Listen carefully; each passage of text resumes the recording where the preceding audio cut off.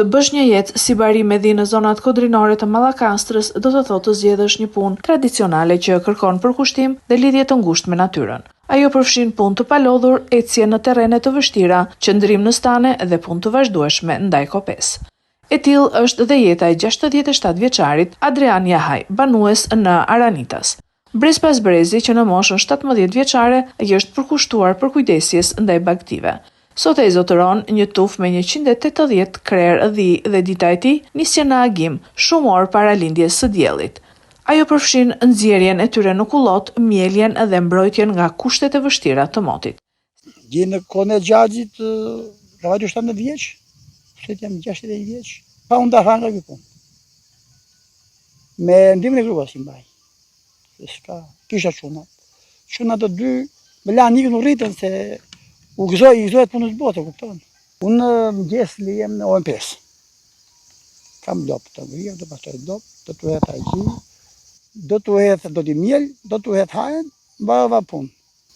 Do të rrit me gruan, do miel rrit, do nisim qumshin, po ngeli qumush do ta valojmë të bëjmë djath. Do shojmë rrit. E jam për ditë me dhi, jam nga mëngjes më takë me dhi. Sfidë mbetet shitja e qumshtit. Vite më parë grumbullohej nga baxhot e zonës, ndërsa sot e shes tek banorët e fshatrave përreth, tregon Adriani me një çmim prej 1000 lekësh për kilogram.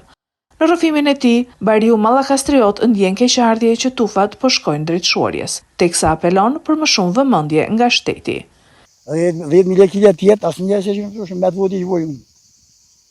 E kupton, të rrishin pyll dhe diçka më thanë bëra.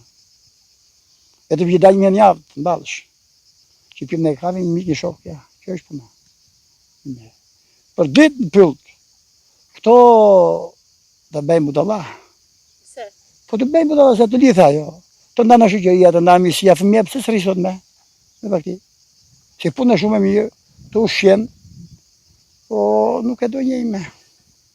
A këtu shtetit ashi, ka hy, futë subvencionit se të mbajt baktia, se baktia u shduk. Bëjë se i do mbajme. Përditshmëria e Adrianit në kodrat e Aranitasit ndër dekada e ka shkëputur tërësisht nga miqt e shokt e megjithatë ai nuk e kupton dot jetën pak të ritëm. Është punë fitimprurse, por e lodhshme, thot ai. Unë jam brezi i tretë që tundim këmborën, por po shkon drejt shuarjes.